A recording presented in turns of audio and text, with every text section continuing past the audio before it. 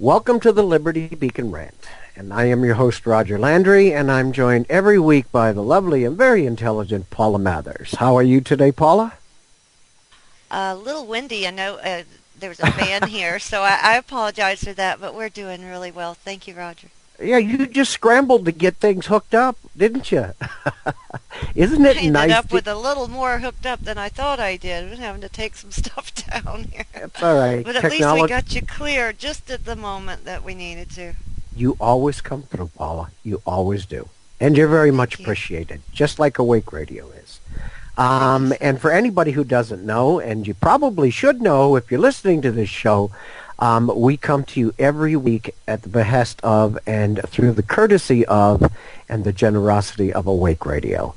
And Awake Radio has many, many good shows other than the Liberty Beacon Rant and a multitude of other Liberty Beacon shows, Liberty Beacon Project shows that appear on Awake Radio. So please go to their YouTube channel and look in their archives, and you will find a virtual cornucopia of some really great shows to listen to.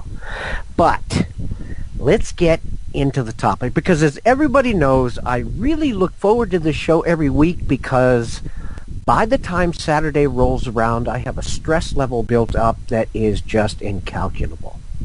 And that's not a joke. It really isn't. I spend the entire week being a public relations individual, or a talking head for the Liberty Beacon Project. And I do my best to be respectful. I do my best to hold my temper in the face of trolls, in the face of individuals who feel they know what they're talking about. And 30 seconds with them, and you know absolutely beyond a shadow of a doubt they are so asleep their dreams are actually nightmares. So by the end of the week, I am looking for a vent. So I pick the topics that absolutely rile me the worst. I push back against the things that are causing blatant tyranny on humanity, not just the United States, on the globe. And these are the topics I talk about, and it's not by accident. So last week we started a series called Warfare, a Tool. And we're going to continue that this week, and we're going to discuss nuclear war. The option is still on the table. Now, I want to do a little preface on that before we actually get into it, and there is an article that Paula has probably already, because she's always one step ahead of me, has probably already put in the chat room, and it's called Nuclear War, the Option is Still on the Table. And it's on the chat. Thank you, Paula. Thank you. And that's what we're going to discuss tonight in part, because, and here's the preface. When I was growing up, and I'm a baby boomer, we did the duck and cover under our desk to practice a nuclear attack. And I've got to tell you something, that today just seems so funny, because if a nuclear bomb falls anywhere near you, hiding under a tin and wooden desk in a flimsy schoolhouse is definitely not going to do anything to save your butt. You're gone. You're cinders. But it was something that we all went through. That was the period. And people dug fallout shelters in their backyard, basically holes in the ground where they stored a little bit of food. And all of this today, if you look back on it, it's basically a joke. We lived in a time where the fear of nuclear war was real. The fear of an atomic war was real. And it was something that was in our consciousness all the time. Okay, we're going to get into that a little bit more as we start in on this article that I authored a couple of weeks ago. But before we do that, the reason for this, okay, the reason why we're talking about nuclear war today, the Cold War is over. Russia, whereas she's not our best buddy, and we do still have ideological differences, she's not our mortal enemy anymore. And China, well, we buy more from China than just about any other nation on the planet, so she's not going to start lobbing nukes at us either. But you would think by the concept that nobody talks about nuclear war anymore. Nobody but the elites, who have once again, and we will get into that a little bit deeper, brought into their game plan the possibilities of a limited or a surgical nuclear strike to take out enemies of their basically financial global cabal, and to stem the tide of the rebellion against the petrodollar, against the central banking system that seems to be on the rise globally. The concept of that is just so mind-boggling. And we're going to go over that. We're going to go over why this is sheer idiocy. But then we know that these elites don't do things because they make sense. If they did things because they made sense, we wouldn't have GMOs. We wouldn't be doing weather modification. We wouldn't be doing global geoengineering. These are things that are actually destroying this planet. And there's physical proof for that. You know I won't rant about something that I can't back up with peer-reviewed facts or in-depth research. I won't do it. We have been doing this show for well over a year now, and we have never had a pushback on the information we put out simply because we do our due diligence and we check our facts before we start to rant about something. And if we're not exactly sure about something, we're going to tell you that up front. What we're going to talk about today is fact. Let's face it. We had a global population that lived on the precipice of world annihilation for generations. The possibility of an all-out nuclear war. And wouldn't you think that across the globe, in nation upon nation, whether they had nuclear weapons or not, that their scientists did research on the fallout, did research on the mechanisms, did research on what could happen if, on one scenario after another scenario, to find out exactly what could and would happen if this mechanism was ever utilized. There has been more peer-reviewed studies. There has been more research done on the topic of nuclear war than just about any other topic in history. So when we talk about facts, we're talking about blatant facts. We're not talking about guessing. We know what's going to happen. There have been literally a huge multitude of atmospheric and ground level tests done with nuclear weapons, whether they've been above ground or below ground. Over the years, we know of what we speak. So we know the destructive capability.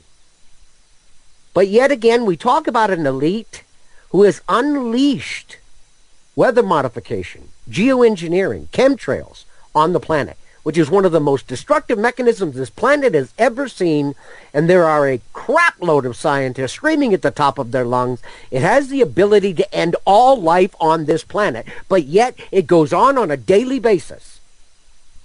We know that GMOs, due to horizontal gene transfer, is trashing the biosphere. When the biosphere goes, there goes humanity. We need that biosphere to support life on this planet. So they're promoting these things, these mechanisms of global destruction, as if tomorrow will always be there. It won't. But yet if they're going to perpetrate those mechanisms, what makes you think they're going to back off, thinking in their arrogance that they can use a limited nuclear strike to gain what they wish to gain? The arrogance and the idiocy of these individuals when it comes to the protection of humanity, which they don't care about at all. They don't give a damn about us. And they have their shelters all over the world, underground, huge mechanisms or railways running between underground cities, and we're going to talk about that, and we're going to talk about why that's just a joke too, and why it's a fallacy, and why it's just not going to work for them. So we're going to start, and I don't feel we're going to get done with this topic today. There's too much involved in it. And we're going to discuss, we're going to bring back into the limelight, what is nuclear war?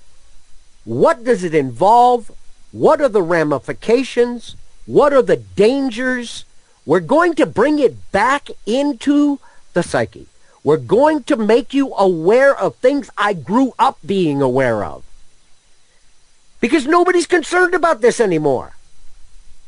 Nobody talks about it anymore. But yet there are literally thousands of nuclear weapons sitting all around this planet, and all you need is one angry SOB to push the button, and he's going to start a chain effect, a ripple effect, that is literally going to be lights out for humanity. And I'll explain to you why. All of this has been lost from the human psyche. We have an entire generation that's grown up since the end of the Cold War who hasn't got a clue, who never worried about this. They didn't. It's not a part of their thought process. It's the old salts like me who was born in 1954 and grew up thinking about this and hearing about it in the news and watching the nuclear clock go all the way up to 2 minutes before midnight, before the Soviet Union fell and they backed the hand off.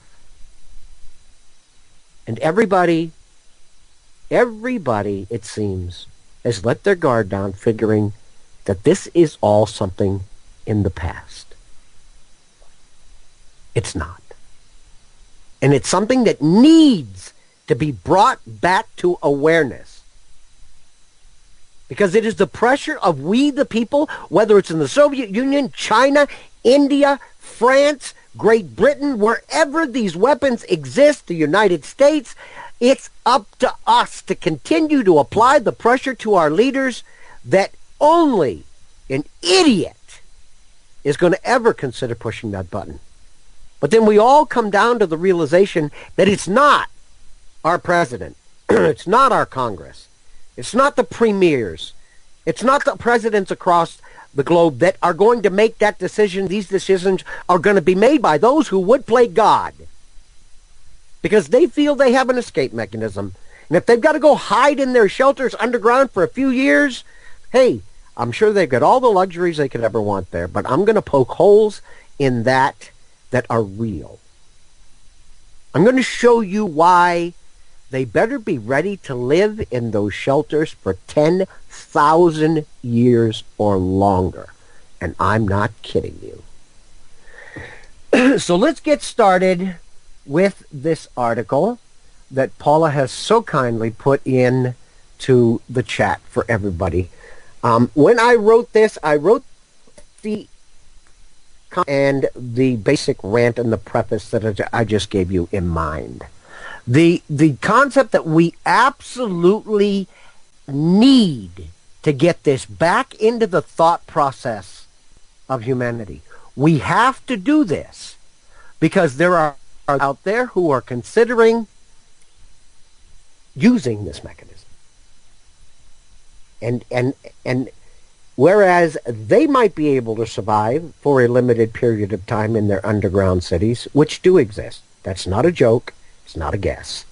The inevitability is they will eventually go bye-bye. Well, so let's start off here, okay? Again, the name of the bill is nuclear war. The option is still on the table. All right. It has been many years, as I stated, since the Cold War ended.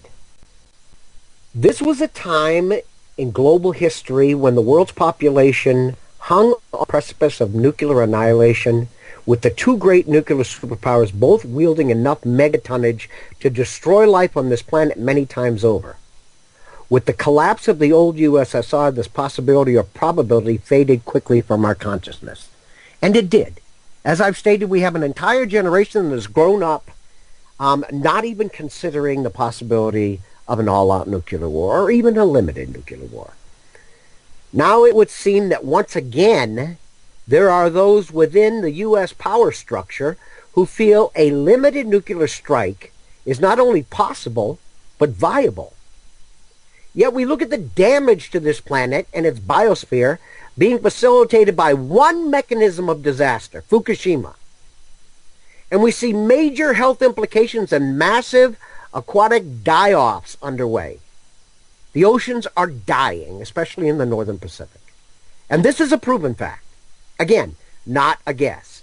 Now imagine the fallout from even a limited nuclear strike of the magnitude required to incapacitate a nation such as Russia or China. That being enough warheads to decapitate their retaliatory capability. Okay? Of either or both of these nations. Because anybody who thinks with the military pact and the economic pacts being developed between Russia and China nowadays, that if we attack one, the other one won't come to their aid, you're an idiot. Okay? So what we need to say is anything of a magnitude required to incapacitate either or both nations and their retaliatory capability would require strikes across both nations and many. You know what? Say goodbye to humanity. But I want to talk about something else. I alluded to Fukushima here. I said, take a look. Fukushima. What's it doing to us? Well, what it's doing to us is it's causing massive cancer rises, especially thyroid cancer rises, and there has just been several new articles published about this in Japan. There is increased cancer rates across the Canadian and Alaskan and U.S. mainland coast. This is not a guess. And some say as far as 500 miles inland. Again, this is not a guess. But let's talk about a byproduct of even a limited nuclear strike. Okay? First thing I talked about when I talked about radiation being proliferated across this planet was Fukushima. Fukushima is a nuclear reactor for generating electricity, a power generating reactor. Well, does anybody even have a clue how many nuclear reactors exist on this planet today? Most people haven't got a clue. Well, let me tell you. Active nuclear reactors across this planet are 435. Under construction are an additional 72 more. That is 507 reactors. Now, one reactor, or a couple of reactors within the same facility, but basically one facility, okay, is wreaking havoc on life in the Pacific Ocean. Wreaking havoc to the point where we are seeing aquatic die-offs, where we are seeing anchovy die-offs, whales dying off, dolphins dying off, and starfish dying off. And I can continue on. We are seeing radiation levels in what isn't dying off and mutations in what isn't dying off that are unspeakable and unseen prior to Fukushima. We know the damage that's being done. We know the airborne radiation that's reaching the United States and the western seaboard, which includes Alaska and Canada. We know that. This is one facility. There are 507 of them. So let's go back and connect this to the nuclear bomb or the nuclear war scenario here. Some of the strikes we make will be airborne bursts. And the reason we will use airborne bursts is we want to decapitate the retaliatory capability or their ability to strike back.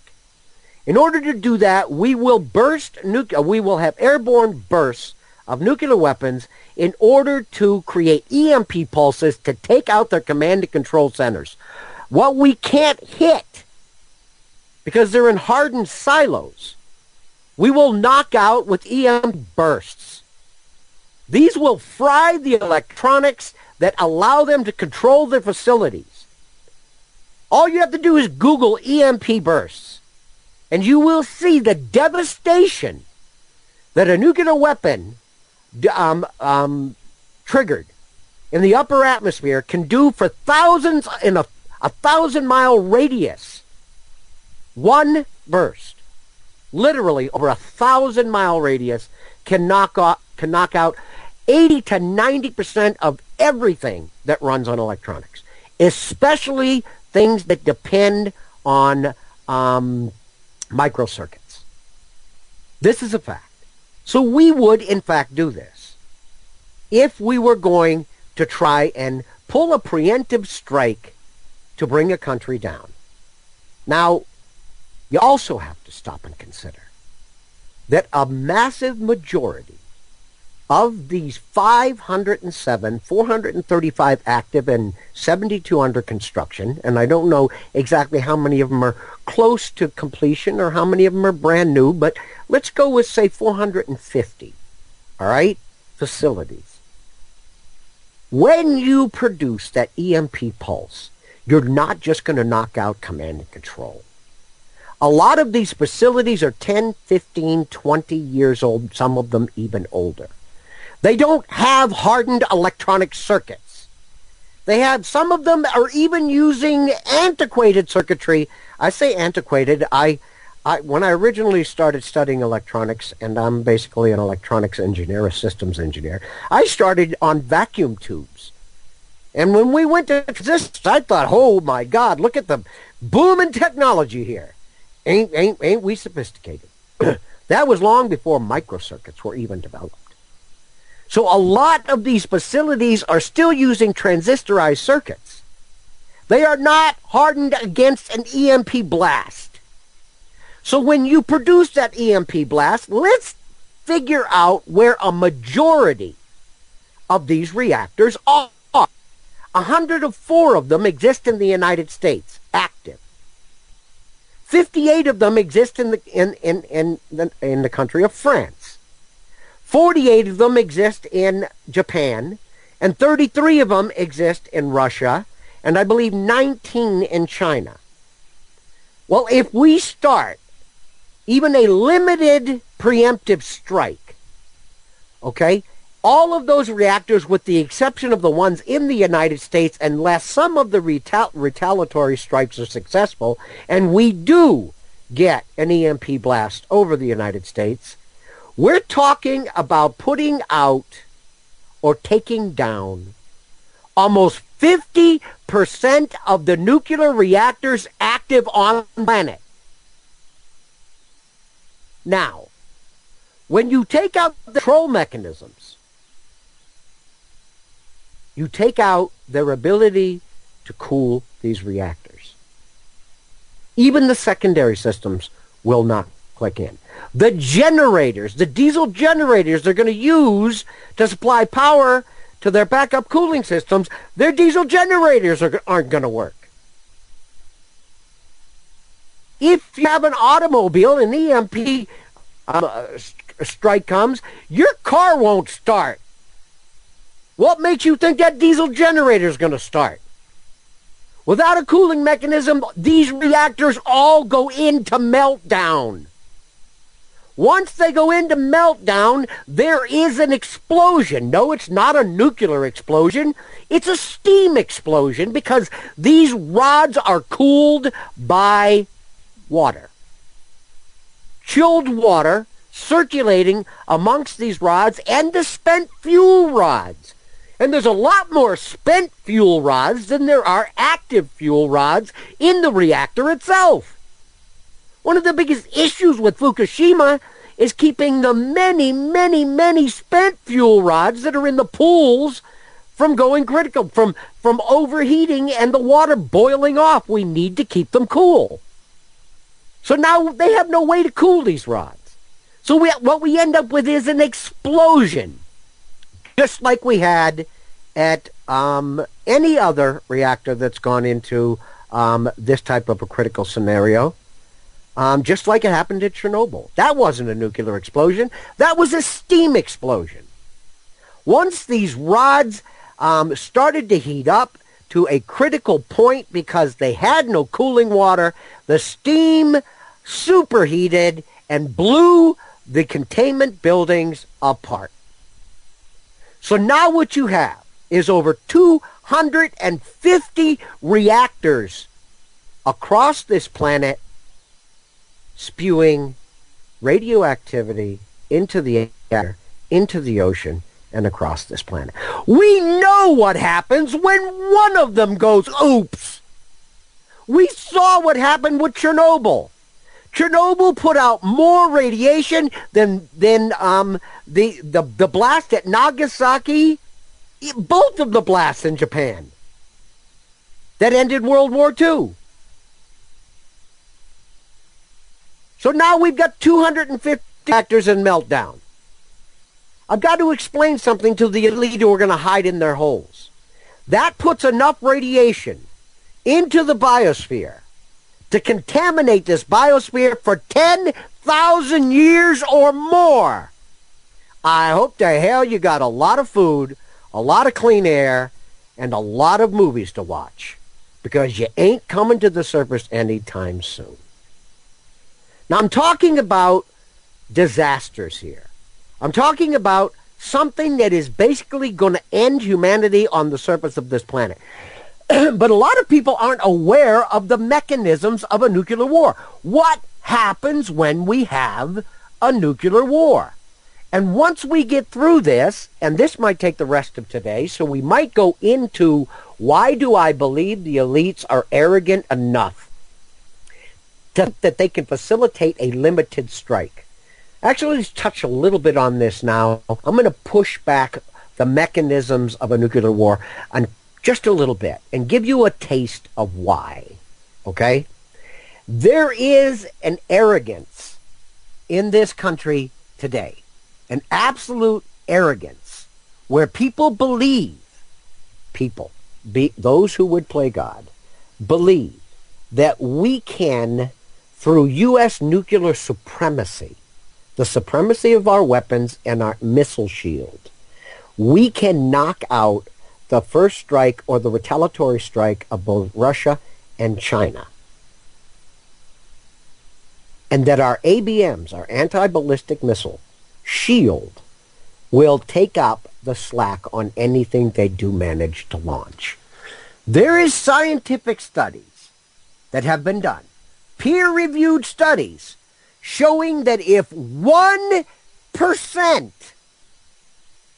you heard me right, 1% of the nuclear strike capability of the United States, or, not and, or Russia, or, not and, China, 1% of any one of these three nations, not a combination of all three 1% of any of the nations, was to be utilized, it would kick enough dust into the upper atmosphere to start what would be considered a nuclear winter. It would kick enough radiation into the atmosphere to poison a very large portion of humanity. Now, these are peer-reviewed studies that have been done. And we've had 3 generations of sitting on the brink of global annihilation to do these studies. So they know what they're talking about. Now, 1% of the destructive capability of any one of these 3 arsenals is used, it is estimated that enough of a nuclear winter would be started that it would result in the starvation, the almost immediate, meaning within the first year or two at the most, okay? Nuclear winter would be severe enough to cause the death of 2 billion plus on this planet. And that's just immediate from starvation. That's not as a result of the fallout. That's 1%. We literally, between all of the countries that have in their possession, whether they produced them or not, have within their possession a nuclear strike capability. 1% of one of these 3 nations would be enough to kill off almost 30% of the entire world's population. Now, stop and consider that, okay?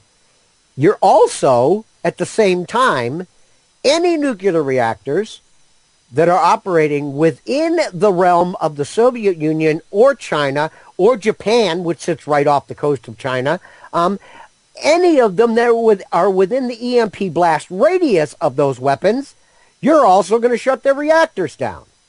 So what we're talking about is it's going to take a very small percentage of the nuclear capability of any one of the three quote-unquote superpowers, which basically I guess you could just about consider Russia, China, and the United States to be the largest military forces on this planet at this time. 1% of any of them to start a chain reaction that would more than likely result in the death of humanity, with an immediate reaction of 2 billion plus dying. Nuclear winter, when it starts, with only a few percentages of all of the weapons on this planet, only a few percentage points being utilized, once nuclear winter starts, it is estimated that it will block the sun out for 10 years, a decade, long enough to destroy just about everything growing on this planet and a massive majority of life on this planet, except those hiding down in their comfortable little holes in the ground. But again, what they haven't considered, or maybe they have and they just have a death wish for humanity, is the resulting meltdown of all of the reactors across this planet. The sheer arrogance of these individuals amazes and astounds any rational person. The massive volume of peer-reviewed research available on this topic is mind-boggling. The result of sitting on the precipice of destruction for several generations facilitated a mountain of information on the subject, and none of it was promising for humanity. Thus, the phrase came into being, mutually assured destruction. If you launch an all-out attack at me, you're going to sign your own death warrant. If I launch an all-out attack at you, I'm going to sign my own death warrant. So MAD was coined, and it became common knowledge that humanity as we know it could not survive even a so-called limited preemptive strike. Yet there are those out there who believe we can, due to the supremacy of the U.S. nuclear arsenal and our ABM shield. How many nuclear weapons is it going to take to decapitate Russia? How many nuclear weapons is it going to take to decapitate Russia and China? I will guarantee you it's more than 1% of what we have. And anything over that 1% is a very quick death to humanity and just about every form of life on this planet. Because when there's no sun for up to 10 years, and some say between 3 and 10 years, it could, depending on how much of this dirty dust is flung into the upper atmosphere. If it's a very limited strike, 3 years. If it's a mediocre strike whereby we try to decapitate both Russia and China, then we're looking at 10 years. And we're looking at the annihilation of the biosphere. Where goes this biosphere goes humanity. And long before the skies will clear again, we will all die of starvation. Or radiation poisoning. Or a combination of both. Because anything you're going to be eating is going to be radioactive.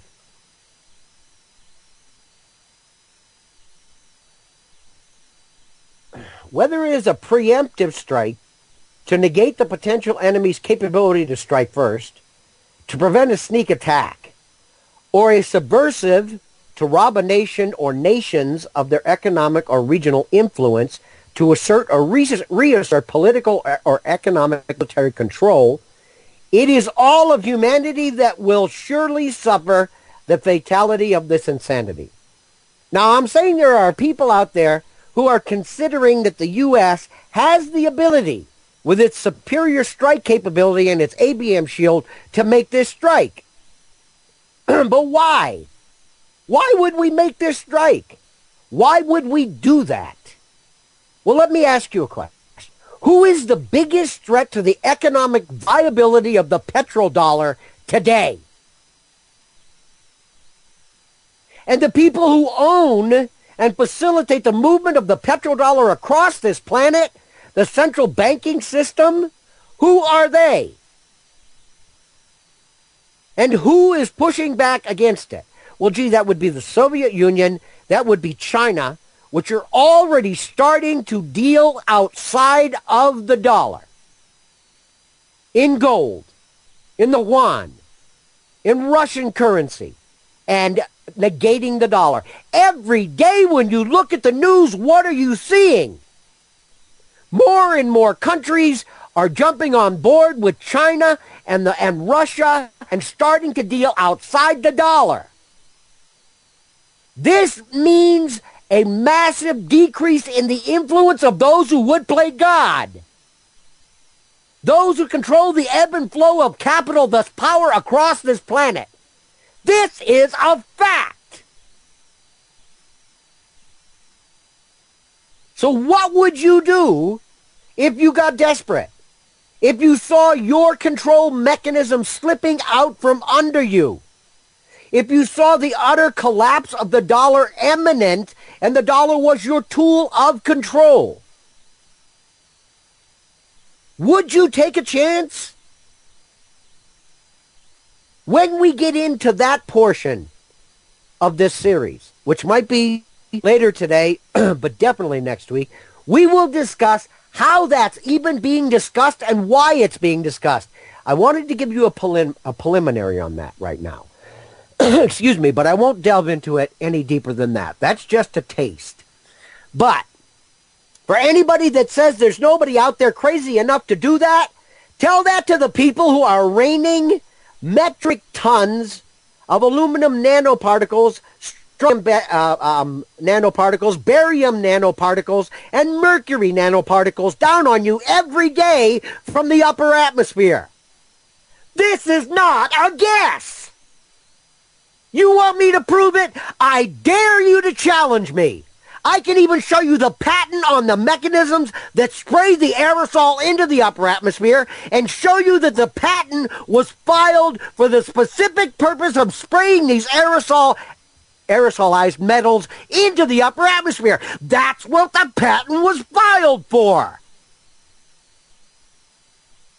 These things are absolutely poisonous to all life, whether it's the ecosystem, whether it's the biosphere, or whether it's the human brain. But yet, we're worried about GMOs. We should be. We're worried about vaccines. We should be. We're worried about glyphosate. We should be. We're worried about Agent Orange on our food. We should be. But who the hell's looking up in the sky? Because the most immediate threat to this planet right now, outside of a nuclear war, is geoengineering. Why the hell would Monsanto spend millions of dollars and other biotech companies to develop aluminum-resistant seeds that will grow in aluminum-saturated soil when that doesn't even exist until now? Because it's being made saturated by aluminum, which is falling in nano-sized particles from the upper atmosphere, which is being sprayed there. And if it's going into the soil and you think you're not breathing it, you're an idiot. So if you can tell me that they're willing to spray this crap all over the planet, which we know is killing the biosphere, which we know is killing or poisoning us, if you mean to tell me that they will do that, then how can you tell me that the same insane wouldn't try a limited nuclear strike? All right. So let's get back into this article because I want to get through at least this article today and some of the supporting information for it. So again, we have talked about what used to be. We've talked about the fact that this entire planet stood on the precipice of total annihilation for 3 generations. We talked about the fact that all of the planet was in danger. Not just Russia or the Soviet Union at the time, not just China, not just the United States, but all of humanity. Is this desperation, as I stated, to maintain economic control in the face of the global collapse of the dollar? Is this arrogance by these elite who foresee the shift of power for the East, facilitating the ruination of their global economic empires? Or will this be a concerted effort to, as many of us discuss, massively reduce the global population? If it is, it's well beyond insanity. As I've already discussed with you, once you knock out humanity, once you knock humanity back into the Stone Age, once you push humanity past a brink to where its extinct surface of this planet is all but inevitable, who's going to maintain those factors? Who's going to keep them from going critical? And will the EMP pulses associated with even a limited nuclear strike knock out enough of the control functions of these reactor facilities to bring them to a scram situation or critical, allow them to go critical and literally blow their stacks?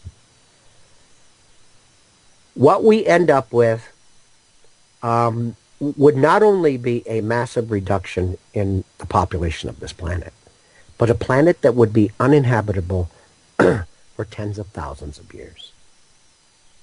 So if you're going to hide underground, I hope to God that you are planning on staying there a very, very long time.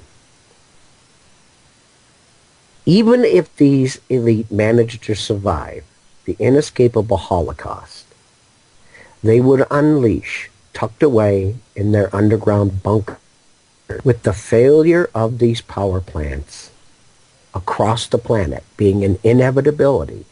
This planet would be poisonous, and it would be useless to humanity for centuries and millennia into the future. We are already painfully aware of the blight being caused by such destructive mechanisms as failing nuclear power facilities. Geoengineering, as I discussed, weather modification, and other issues along that line. While the first two, being geoengineering and GMOs, take decades or generations to facilitate the downfall of a vast majority of humanity, the nuclear option would accomplish this in a very, very short time, relatively speaking. A vast majority of the population of this planet would disappear within the first year. If there is no food to eat, just think about it. What do you think in a country like India? What do you think is going to happen in a country like China? Massive populations and nothing to eat. What do you think is going to happen in the United States, where there's no electricity, where there's no food, where a very large portion of our population lives in high-rise buildings in high-rise cities? When the electricity goes out, you not only lose your electricity or your ability to use your lights or your air conditioners or your heaters, but you also lose your water, because gravity does not pump water up to the 20th or 30th floor of a high-rise apartment building. And if you think that the food's not going to appear off the shelves of every store within the first 20 hours. And if you don't think even that isn't going to be absconded with under the point of a gun or violence, we will see within the first year a massive majority of the population of this planet disappear. And what didn't disappear due to the immediate nuclear bombs, the destruction of the explosions, or the fireballs, or the massive dose of radiation near ground zero, is going to go follow within days, if not short weeks, due to infighting and due to fighting over simple things like a box of cornflakes or drinkable, potable water. These are facts. This is what we have to consider when we even talk about a limited nuclear strike. 1%, 1% of any one of the three largest nuclear arsenals on the planet, China, Russia, or the United States, is enough to facilitate the almost immediate, within 1 year, die-off of almost a third of the planet's population. And how much more over the next year and the next year and the next year? 1%. And if anybody out there thinks that you can decapitate the entire nuclear strike capability of a country of Russia, which has silos scattered all across their country, and any country does that, the United States did this, you're not stupid enough to put all of your first strike capabilities or your retaliatory capabilities in one little area where one big hydrogen bomb can fly in and knock it all out. Russia is huge. China is huge. These silos are buried all across those countries just like they are the United States. And that's not all. Some of you are well aware because I've told you, I used to serve in the U.S. nuclear submarine fleet. And I worked as a defense contractor for the DOD on these nuclear submarines after I got out. Almost 36 years total.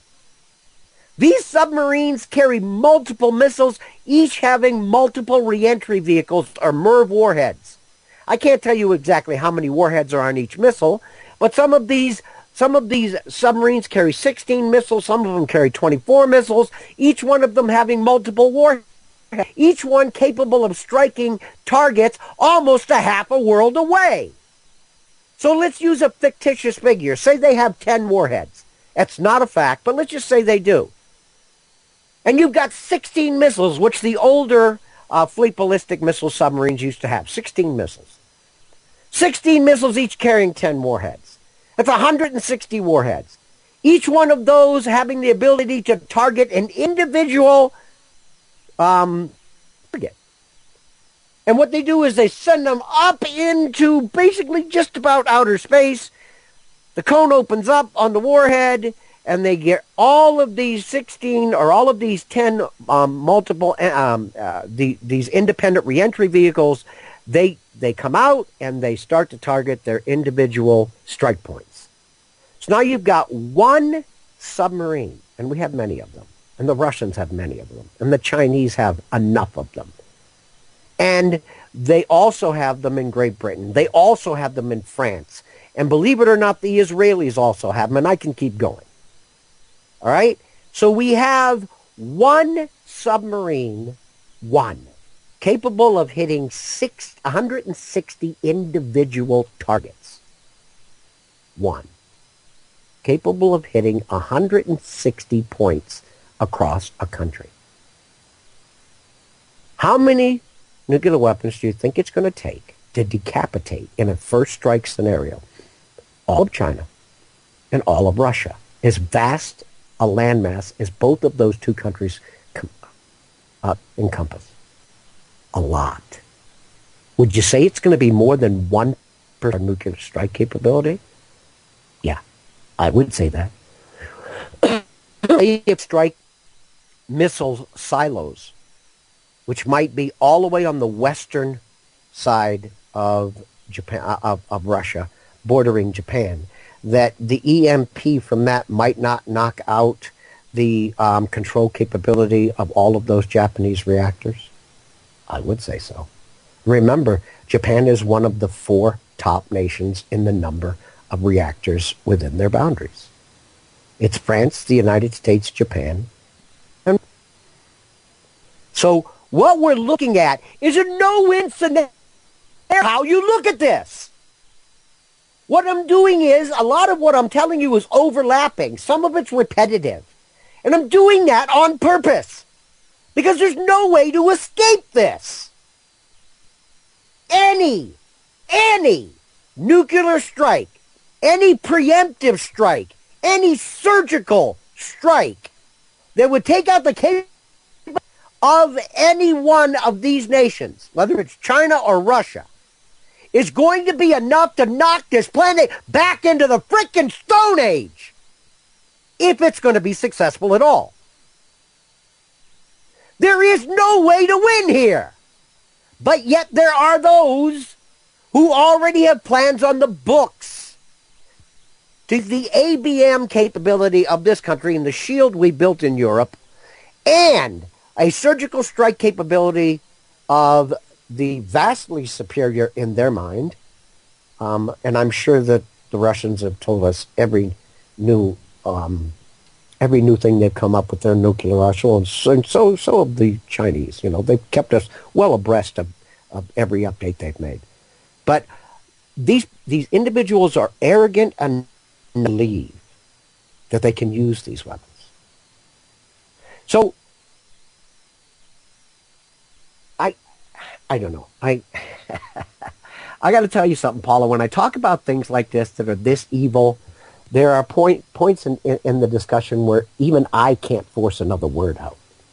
So now we've discussed the sheer idiocy of anybody who would even consider using a mechanism, even for a surgical strike or a limited strike, such as nuclear weapons. We've also discussed that if you don't think that they would utilize nuclear weapons to do that, then all we need to do to fall back on the information that they are already using geoengineering, which has the capability of snuffing all life out on the planet within the next generation if it's not stopped immediately. And again, we're a peer-reviewed science here, okay? We do know for a fact that aluminum is highly toxic to everything within the ecosystem, everything within the biosphere, including humanity, and this metric tons of this aluminum is being rained down on us every day across the planet. So if you think for 1 second that their arrogance and their idiocy doesn't fall into the realm of using a nuclear, even a limited nuclear strike, then all you need to do is look at the other mechanisms they're already deploying across this planet to know that it's well within their realm or well within their mindset to do exactly that. All right, so now let's delve. We've got about a half hour left. I want to delve into the actual mechanisms of nuclear war. I want to discuss exactly what happens in a nuclear war. What happens when you drop a bomb? The different type of strikes. What are the effects of nuclear weapons? Because, again, excuse me, and you got to understand, I'm constantly clearing my throat because I'm not whispering here. And I put a massive strain on my voice every time I do one of these. But believe it or not, I always feel so good when the show is over. Let's talk about nuclear weapons effects. Because, again, for 3 generations, while I was growing up, this world stood on the brink of total global annihilation. It was in everybody's thought pattern. We drilled on it in school. People built bomb shelters in their backyards. They did. They planned for a nuclear strike. All right? We knew beyond a shadow of a doubt that we had MAD, mutually assured destruction, meaning if any one of these 3 nations decided to launch an attack, all of humanity would go bye-bye. We knew that. But as of the last generation almost yeah, about the last generation, it has disappeared from the human psyche. It has disappeared because we felt that it no longer was a possibility or it was outside the realm of reality. I'm telling you it's not. And I'm telling you there are those who who would even plan to utilize this if push came to shove, and that was the only way that they figured that they could save part of their empire, their global empire. So most people are not aware of the destructive power of nuclear weapons anymore. They're not aware of the causality.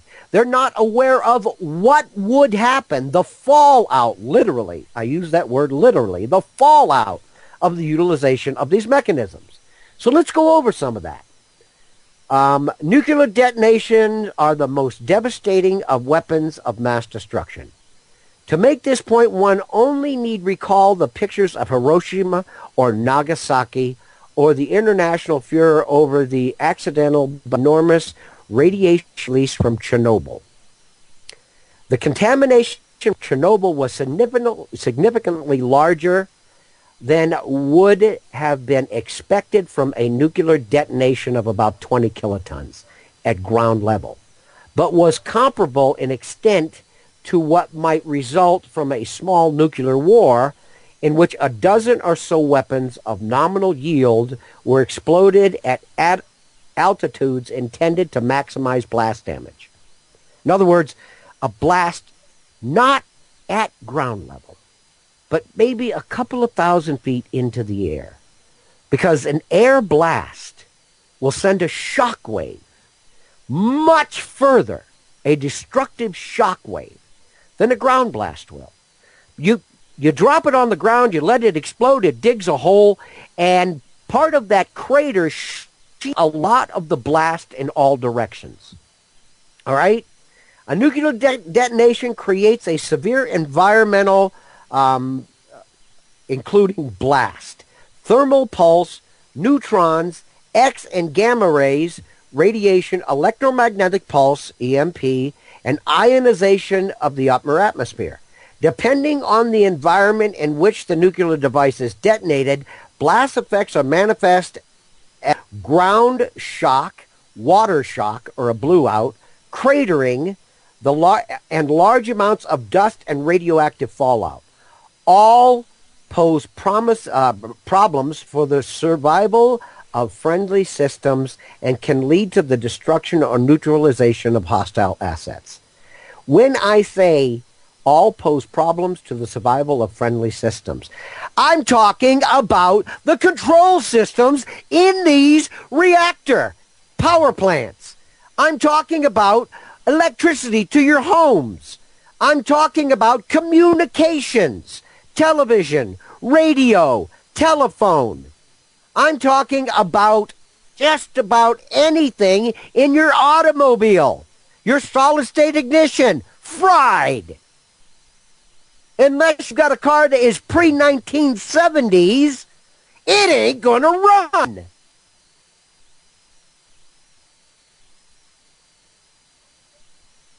Okay. The energy of a nuclear explosion is transferred to the surrounding medium in three distinct forms: blast, thermal radiation, and nuclear radiation. The distribution of energy among these three forms will depend on the yield of the weapon. Now remember, we're talking about kilotons when we dropped a bomb on Nagasaki and Hiroshima. That's thousands of tons, the equivalent of thousands of tons of TNT.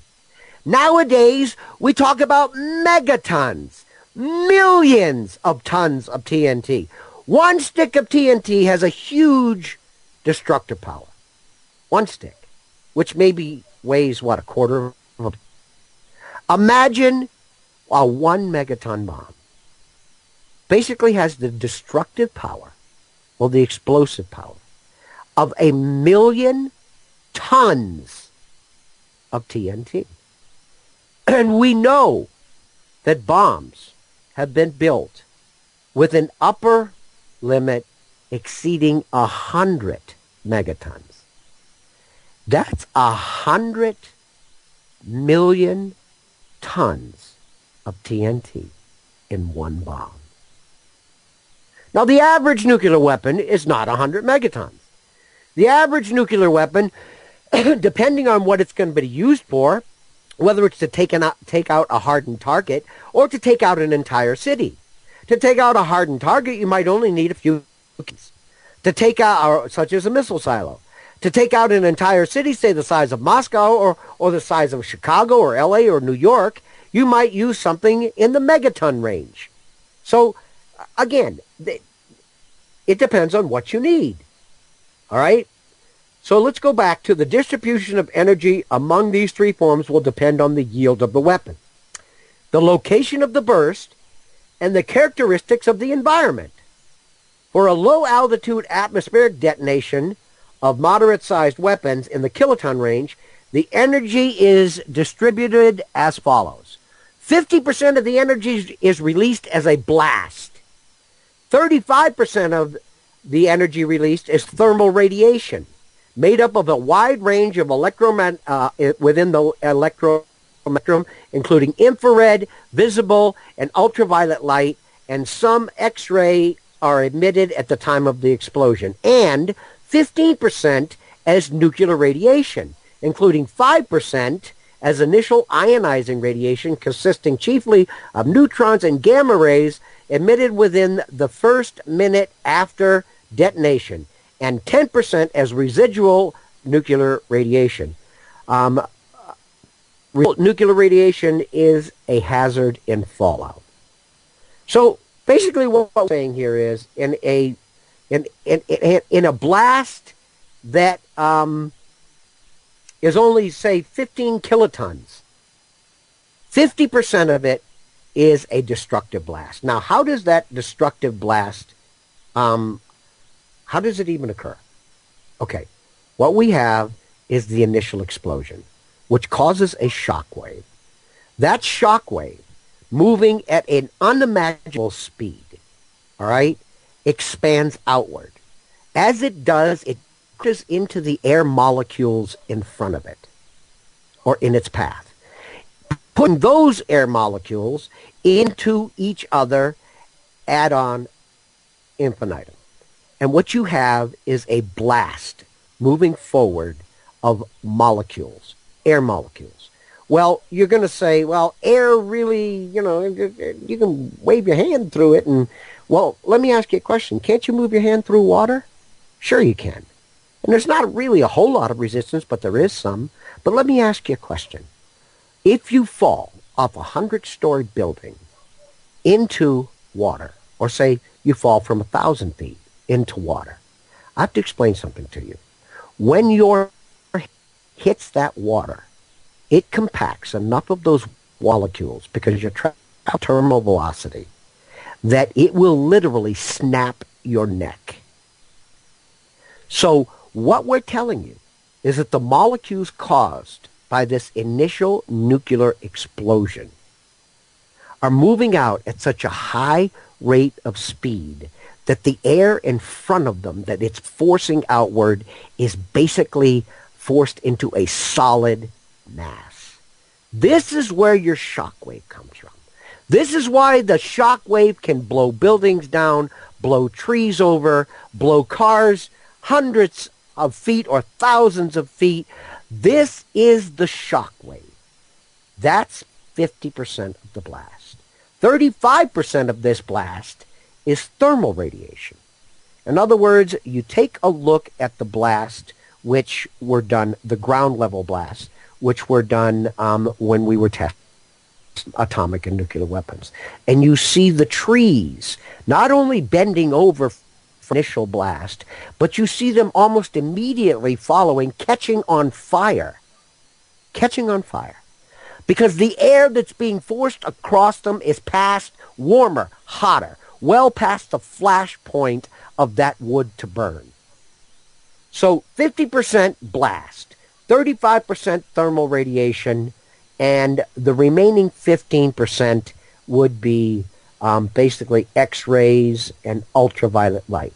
When you see a nuclear blast, that you see is the immediate release of these atoms smash against each other within the visible spectrum. Then that initial blast is replaced by the air around the blast, literally catching on fire.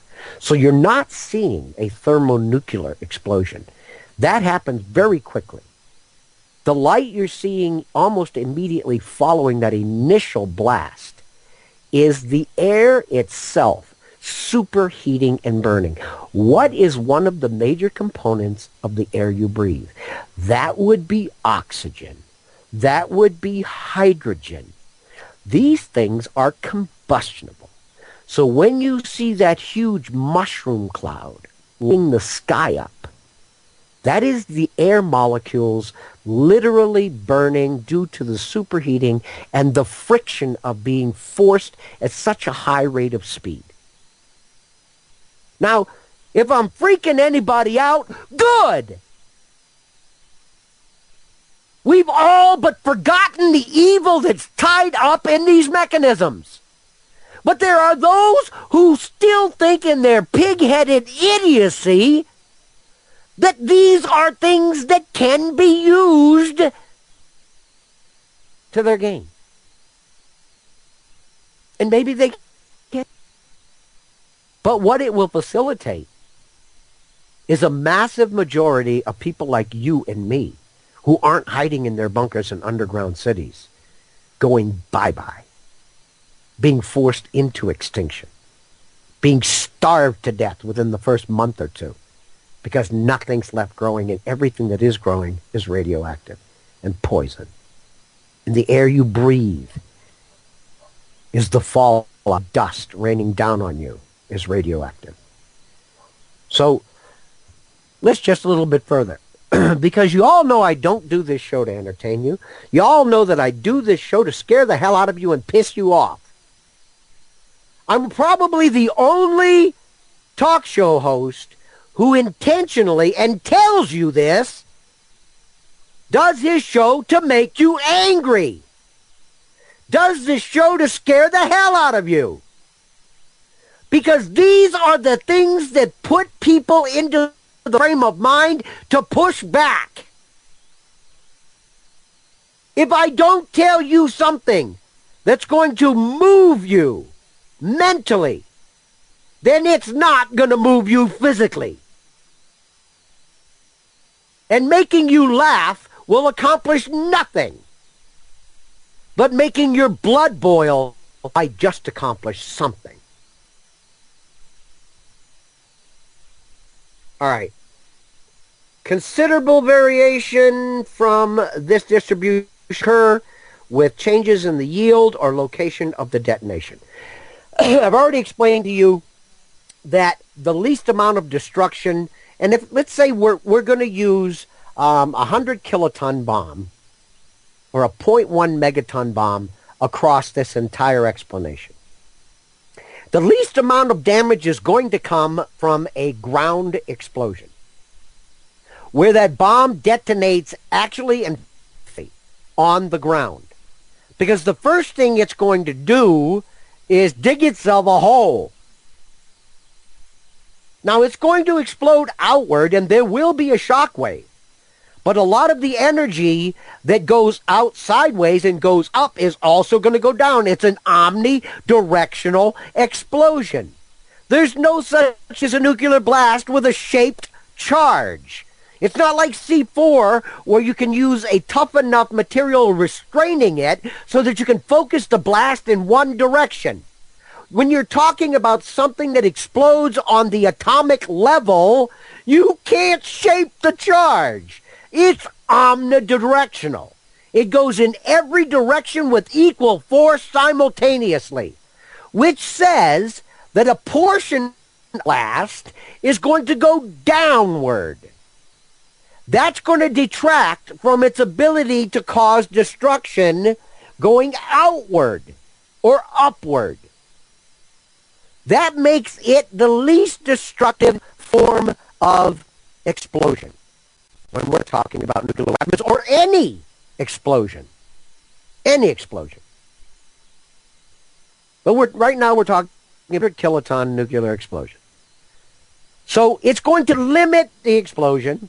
Not only that, but if it's in a tightly packed area, like a city, like New York City or Hong Kong or Moscow, where you've got a lot of high-rise buildings, they will also, in fact, limit, although initially not very much, because there's a lot of destructive, 50%, remember, of that blast is the initial shock wave, the initial outburst, physical blast. But those physical buildings, okay, will start to drag down the effect of the expanding explosion. So now you're losing energy going down into the ground. You're losing energy due to the fact that it's a tightly packed city and you have a lot of physical structures within, and each one of them, even if they only the destructive or the expansive capability of that blast, a little bit amount will eventually limit the total blast area. All right, that's the least destructive, believe it or not, and it's still very destructive.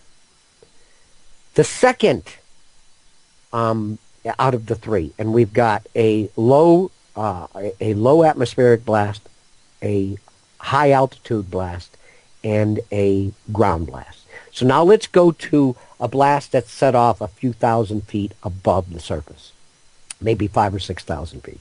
Okay, majority of buildings are not going to be tall enough to stand in the way.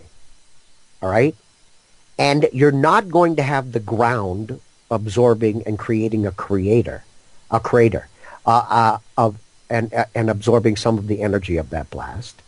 So what you have is basically a very destructive, much more destructive blast now, because it's not only going to go out a lot further, it's going to go out and down. All right? It's going to go down on angles of minute degrees all the way down until it hits the Earth. So you're going to have a much more expansive explosion. All right? You're going to have much more destruction. Now let's take probably the most evil of all of them. Let's take one that's done high up in the atmosphere. And most people will say, well, if it's way up there, then probably it's not going to do a lot of damage. It will not have the explosive damage. The shock wave might not be as bad. But what it will do is it will still cause some damage due to the shock wave coming down. But it will also knock out all of the electronics. It will knock out all of the control systems within any reactors within that area. And it will rain radiation down on a much wider area. So does it have the immediacy? No, it doesn't. The most immediacy is the ground blast, anybody within the blast radius. But that high altitude blast can have an effect on electronics over 1,000-mile radius. So if you stop and put that into perspective, it would only take a couple of those well-spaced across the upper airspace of a country you wish to decapitate to knock out their entire power grid across their entire nation. So these are the three different types of mechanisms. Okay? Let's take them down to what type of destruction do they actually have.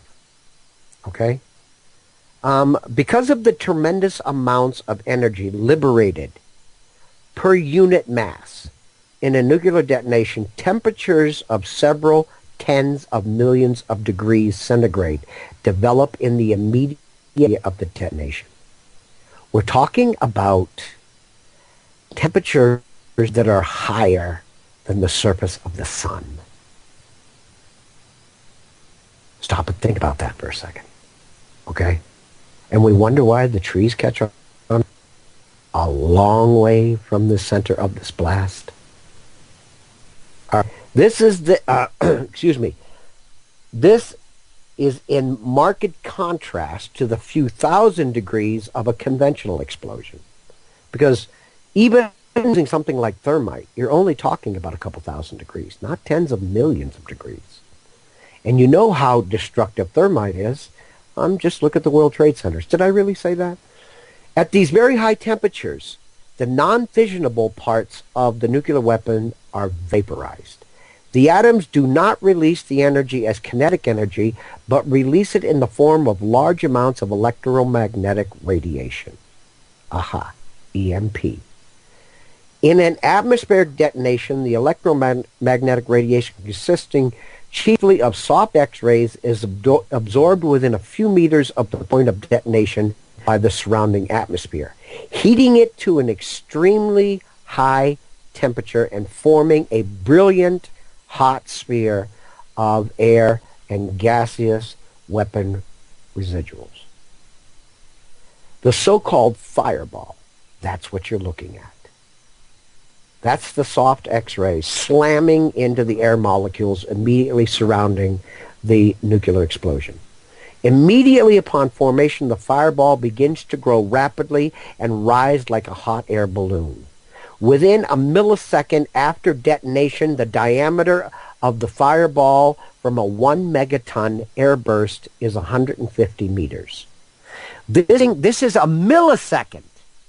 1/100th of a second after the detonation, the fireball is 150 meters across. This increases to a maximum of 2,200 meters within 10 seconds, at which time the fireball is also rising at a rate of 100 meters per second. That's pretty darn fast. The initial rapid expansion of the fall severely compresses the surrounding atmosphere, producing a powerful blast wave. Basically what I told you. I'm not guessing at a lot of this. I've told you what I did for a living. I told you I worked DOD. I told you I worked on nuclear submarines which carried nuclear weapons. I'm not giving up any state secrets here. Nobody's going to come and haul me off. But there are certain basic precepts that you learn.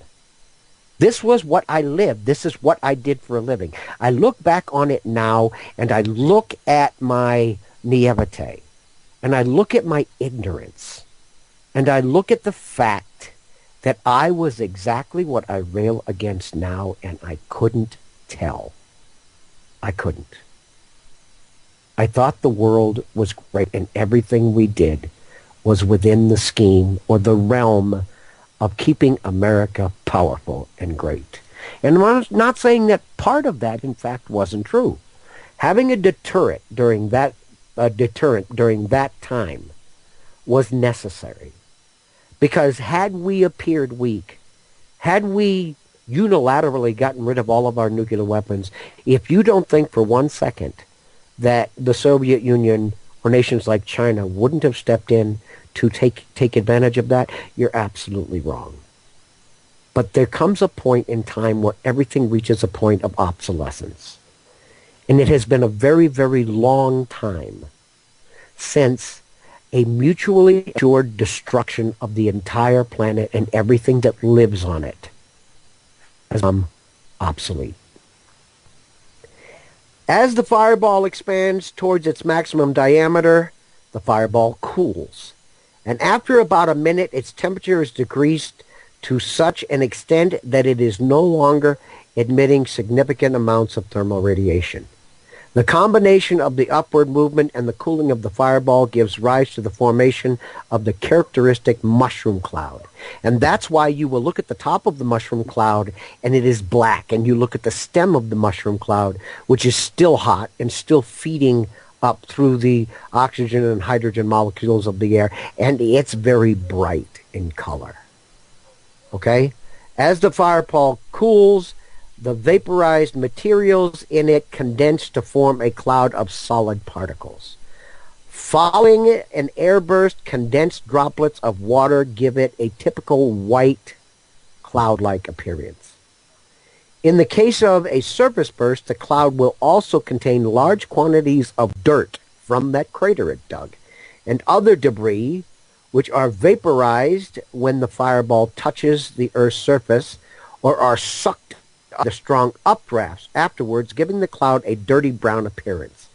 The dirt and debris become contaminated with radioisotopes generated by the explosion or activated by neutron radiation as the fall to Earth, and they fall to Earth as fallout. This is where you get the radioactive. And you have a blast that can generate a mushroom cloud tens of thousands of feet into the atmosphere and spew this stuff for hundreds of miles in every direction. What you are doing is poisoning everything within a very large radius. The relative effects of blast, heat, and nuclear radiation will largely be determined by the altitude at which the weapon is detonated. Nuclear explosions are generally classified as air bursts, surface burst, or subsurface burst, or high altitude bursts. We haven't done a whole lot of discussion about, subterranean bursts, because not a lot of that would be utilized in an attack. The subterraneous burst, or the underground detonations, were utilized to minimize the amount of radioactive fallout, and were also utilized to test weapons as they were developed. What were their explosive power, so on and so forth. So they really don't have a lot of use in an actual attack. All right, we've got about 5 minutes left. So as I predicted, we're going to finish on this next week, and then we're going to get into the evils of why there are those amongst the elite who control the military in this country, the biggest stick on the block, the biggest weapon. Oh, God, yeah. And there's truth to that. And we're going to define in detail air bursts, surface bursts, subsurface bursts, high altitude bursts, and their mechanisms and their destructive capabilities. I've got to tell you, Roger, every week when your show comes on, a ball team down the road has fireworks. And the effect of the fireworks and the show tonight was kind of goosebumpy. All right, Paula, I want you to step in and say something about what we were discussing here, because I wanted to stop 5 minutes before the end of the show to actually give you a chance to give me some feedback. How evil is this for anybody to believe that this could be used even in a limited fashion today? Evil seems to have a lesser and lesser meaning as the evil gets worse and worse to me. Because there's evil and then there's just monstrosity. You can't imagine evil coming from people, human beings. And that's the scary part, because it points always to the elite and the ones in control. And I was saying even in the chat line as you were talking that we used to do the little duck and cover. They showed us these cartoons. And the little kids were smiling, and they're all getting under their desks and cover that head, duck and cover, duck and cover. And no one was scared, but kiss your butt goodbye is what it should have been in that song as you bend over, because that's not going to help these blasts. Well, what I'd like to do, and I'm going to do this, is I'm going to get somebody to help me put together a YouTube video where it shows the friendly little duck and cover drills that kids used to run. And then the very next scene shows the percussion blast followed by the heat blast, absolutely ripping every brick of that school down and moving it about 100 miles in the other direction. Because what do you think that duck and cover is going to do for you? It's not going to do a damn thing. But it's the propaganda of you and I believing that we can actually survive this mechanism that makes it less evil when our government says they're going to use this mechanism. Just another falsehood given to us to make us feel like we have some kind of control. Yes. In a situation we have nothing. We are sitting ducks. would you do me a favor and would you give a shout out to the other networks and our simulcasters and anybody else who was a friend of Awake Radio? Because I do believe that Awake Radio is an excellent partner to the Liberty Beacon Project, and a lot of the word we get out is only because of the generosity that you afford us. TCT is probably one of our newest ones. These Changing Times. Yep. No S and a Z. Amazing people. 1800weebly.com. And if you're listening over there, we're at awakeradio.co.uk and also awakeradio.us. But and so basically what I need to leave with everybody here in the last minute we have is this is a mechanism of total destruction that has left the consciousness of we the people. And I mean to put it back there, because there are those who would play God, who believe that they can utilize us in a fashion that benefits only them. And I thank everybody for listening, and I wish you a very good evening, and we'll talk about the rest of this next week.